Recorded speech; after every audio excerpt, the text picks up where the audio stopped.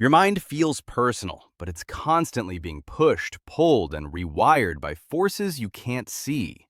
Your moods, your energy, even your thoughts. They all shift when the planet shifts. Most people have no idea what's really influencing them, but once you see it, the patterns are impossible to ignore. Let's start with the strangest one, the Earth's heartbeat that controls your mood. Deep in the atmosphere, lightning storms create a low-frequency electromagnetic pulse called the Schumann resonance, roughly 7.83 hertz. Your brain operates in electrical rhythms too, alpha waves, theta waves, delta waves. And here's the wild part. Those brain waves overlap almost perfectly with Earth's frequency. So, your nervous system naturally syncs with it, like two instruments vibrating at the same note. When the resonance is stable, your stress decreases, thinking feels smoother, and emotions settle.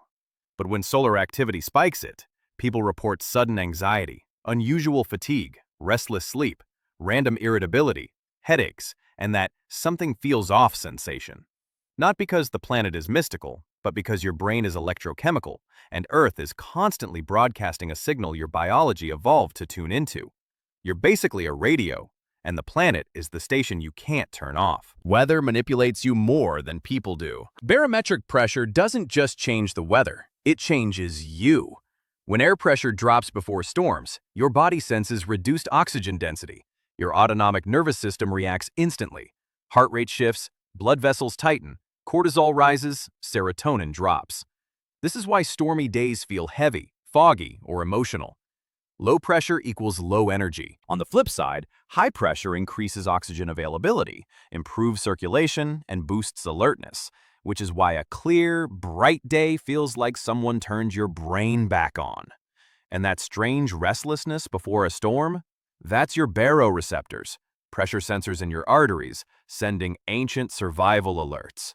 The same ones your ancestors used to avoid getting wiped out by sudden weather shifts.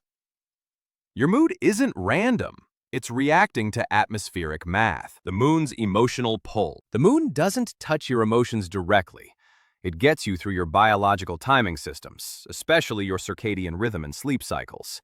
During fuller moon phases, the increased luminance at night can suppress melatonin production, the hormone that signals your body it's time to sleep. Less melatonin means lighter sleep, more nighttime awakenings, more emotional reactivity the next day, higher stress sensitivity, and sharper impulsivity. And sleep disruption affects everything. Your prefrontal cortex, logic, slows down. Your amygdala, emotion, speeds up. And suddenly tiny problems feel like emergencies. So yes, the moon does influence behavior. Not by magic, but by flipping the switches that regulate how stable your brain feels. Darkness turns your brain against you. When darkness falls, melatonin rises, but your brain doesn't just get sleepy, it gets hyper-aware. Your vision is limited at night, so your brain shifts processing from the visual cortex to deeper survival centers. The amygdala, which monitors threat, and the hippocampus, which pulls old memories forward to help you predict danger. Except it's terrible at helping. This is why nighttime thoughts feel dramatic, why tiny worries turn into detailed disasters, and why you suddenly remember embarrassing moments you haven't thought about since the early 2000s. Your brain is filling in sensory gaps with imagination, memory, and fear. Because for most of human history, darkness meant risk. You're not spiraling. Your brain is just defaulting to its low-light survival mode. Sunlight controls your energy like a dimmer switch. Sunlight doesn't just brighten your morning. It rewires your entire internal system the moment it hits your eyes. When light enters your retinas, it sends a signal straight to the suprachiasmatic nucleus, the tiny master clock in your brain that runs everything. Your sleep, mood, hormones, hunger, body temperature, and basically your will to function. From there, sunlight triggers a chemical chain reaction. Serotonin rises, better mood, clearer thinking. Cortisol calibrates, morning energy boost. Melatonin shuts off, you actually wake up. Metabolism increases, more natural energy. And dopamine adjusts, more motivation and focus. This is why one good sunny morning can make you feel like your life is back on track. But when sunlight disappears, when the days get shorter or you barely go outside, that entire system drifts out of rhythm. serotonin drops, melatonin rises too early, cortisol gets messy, dopamine levels get unstable, your internal clock gets confused. The result? You feel tired, foggy, emotional, hungry, irritable, and like you need 5 naps just to be a functional adult. It's not winter blues. It's circadian dysregulation, your internal clock running the wrong schedule because the sun didn't show up to work. You're not lazy. You're running on low light mode. Nature's reset button. You don't need a meditation retreat or a guru with a crystal ball to calm down. Sometimes all you need is to step outside and let nature do what it's been doing for humans since forever. And honestly, it works faster than half the stress remedies people throw money at. The moment you go outdoors, your nervous system starts shifting out of survival mode and into recovery.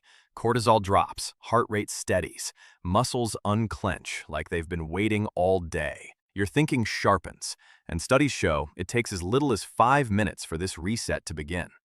5 minutes.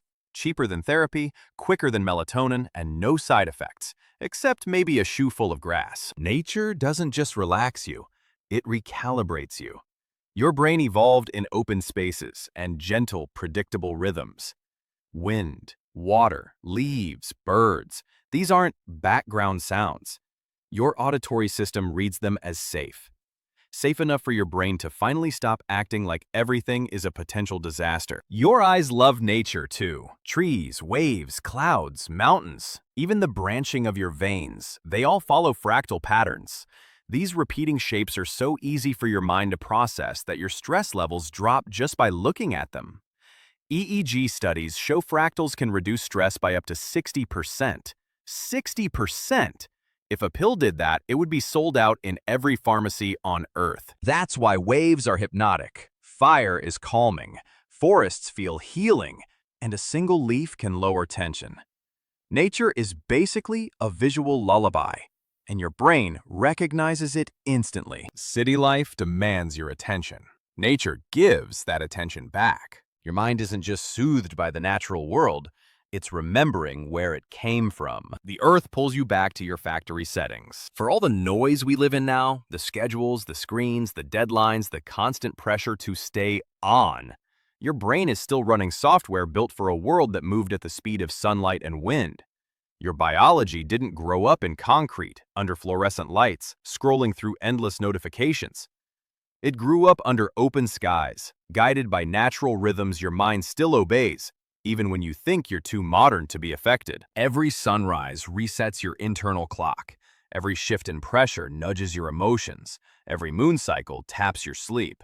Every tree, every river, every patch of green quietly lowers your stress like a hand on your shoulder, reminding you to breathe. You respond to these things because you were designed in a world where they mattered. They're not background noise. They're part of the operating system. And the truth is, your best version of yourself doesn't come from forcing more productivity, more pressure, more multitasking, or pretending your brain is some machine built to ignore its environment.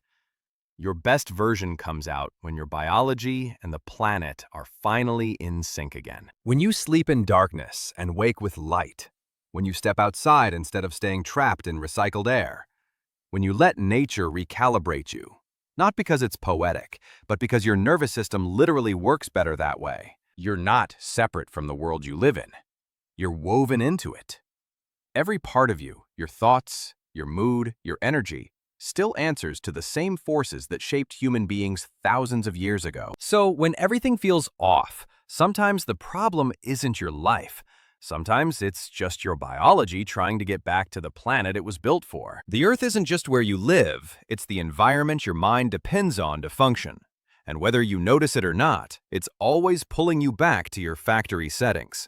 So, the next time you feel tired for no reason, restless before a storm, emotional under a full moon, or strangely calm near trees and water, it's not just you. It's the planet you live on, quietly tapping you on the shoulder, reminding you that your mind isn't separate from nature, it's part of it. And once you understand that, you finally understand yourself. If you want more videos that unravel the hidden machinery behind your thoughts, your emotions, and the strange patterns you feel but can't quite explain, hit subscribe before your brain wanders off again. Thanks for watching. See you next time. Your mind feels personal.